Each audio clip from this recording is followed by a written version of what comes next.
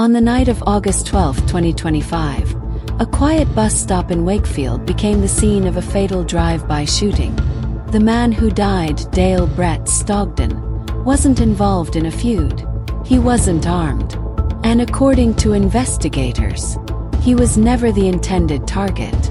3 men had spent hours driving around the city looking for rivals in a drug dispute. But when the gunshot was fired from a stolen SUV outside a petrol station, they killed the wrong man. Welcome back to MORTEM, the channel where we break down real crime cases, the decisions behind them, and the devastating consequences that follow. Let's examine what really happened in today's episode. August 12, 2025. The city of Wakefield was settling into another warm summer night. Located in West Yorkshire, Wakefield is the kind of city where most evenings pass quietly. People finishing late shifts, friends meeting outside convenience stores, buses rolling through the main roads that connect the town's neighborhoods. Doncaster Road runs through the Agbrigg area, a part of Wakefield where traffic never really stops. Across the street stood a BP petrol station. Just outside it was a bus stop, where people often gathered late into the evening. At around 9:40 p.m., several people stood there talking. Among them was a man known to friends as Brett. His real name was Dale Stogden. He was chatting casually with a female friend. 2 other men were also nearby. Nothing about the moment suggested danger. But just a few streets away, a vehicle was approaching, and the people inside it had spent the entire day looking for someone. Hours before the shooting, the 3 men who would later stand trial were already moving around Wakefield. Leyton Davies, 28, Ahmed, 21, Marc Carter, 20. All 3 were involved in the local drug supply network, something they later admitted when they pleaded guilty to conspiracy to supply Class A drugs including heroin and cocaine. But on this day, they weren't focused on selling. They were looking for someone. CCTV footage would later reveal that from around 4:50 p.m. to 6 p.m., the group was driving around the Agbrigg area. They were not alone. 4th person was with them earlier in the day. Messages exchanged between them suggested they were searching for 2 specific men. Investigators believe the group intended to confront or seriously harm those individuals, but they couldn't find them, and eventually, they paused the search. Sometime later that evening, plan resumed, but this time the group came prepared.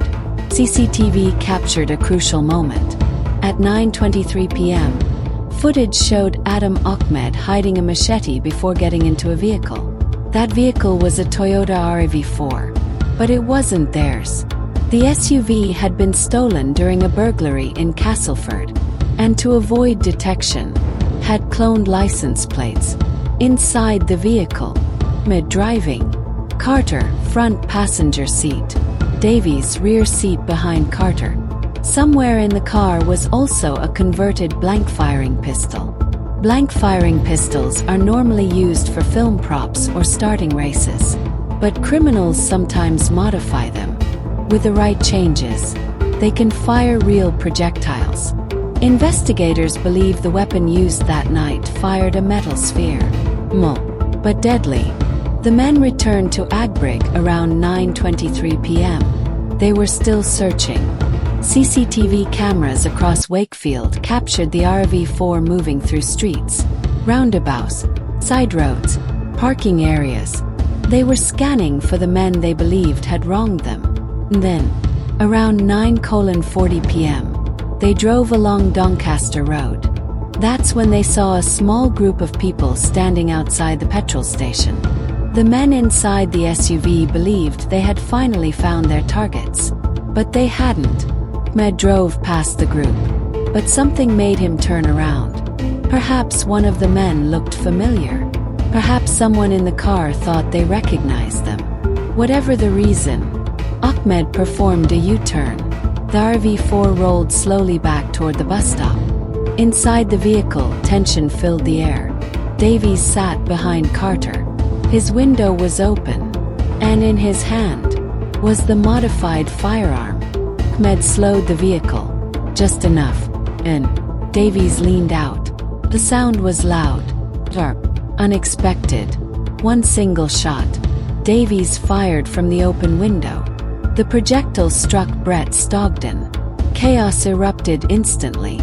The two other men nearby, the ones investigators believe may have been the intended targets, ran from the scene immediately. RAV4 sped away. Brett collapsed. Witnesses screamed. Emergency calls flooded in. At 9:43 p.m., police received the report. A man had been shot. Paramedics rushed to Doncaster Road. Brett was still alive, but barely. He had suffered a single gunshot wound. He was transported to hospital immediately. Doctors worked desperately to save him, but the damage was catastrophic. At 10:30 p.m., just under an hour after the shooting, Brett Stogden was pronounced dead.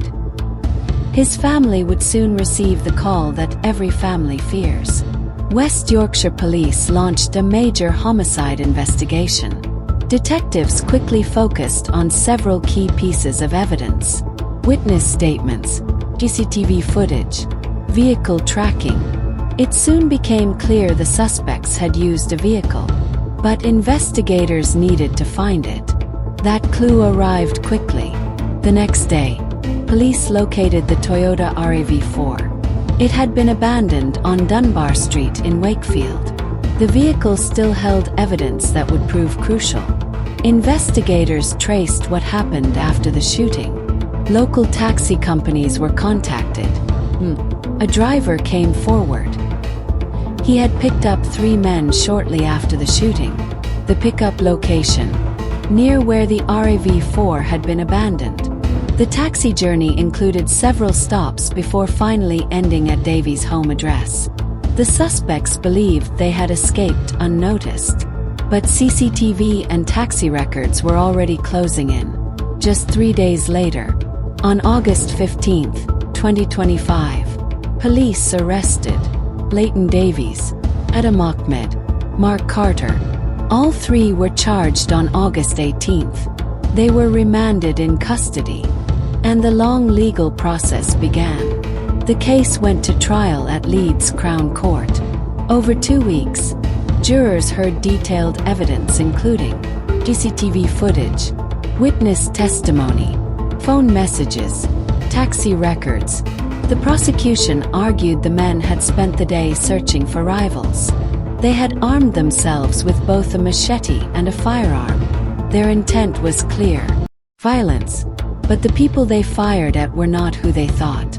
Brett Stogden had simply been standing nearby, a man with no connection to the feud. On March 12, 2026, the jury delivered its verdict. Leyton Davies, guilty of murder. Ahmed, guilty of manslaughter. Marc Carter, guilty of manslaughter.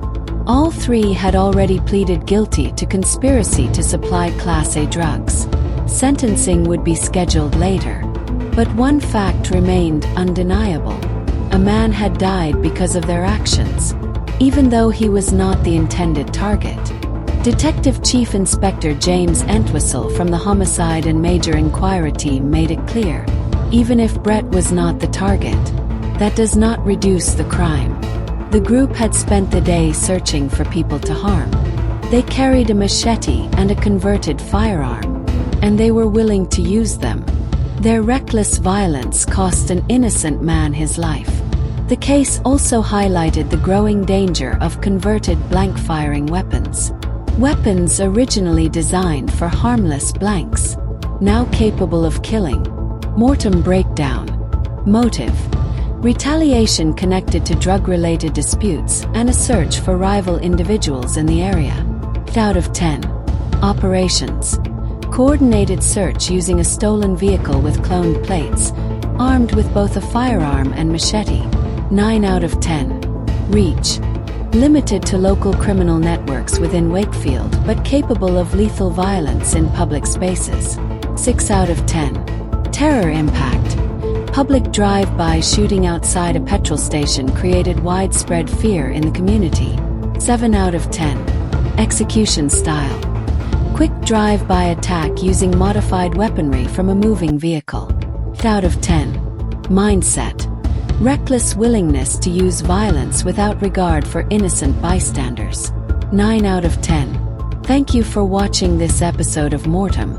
Cases like this remind us how quickly violence can spiral out of control, and how innocent lives can be caught in the middle. If you want more deep dives into real crime investigations, police cases, and courtroom verdicts, make sure you subscribe to the channel and follow MORTEM for more stories. Stay safe.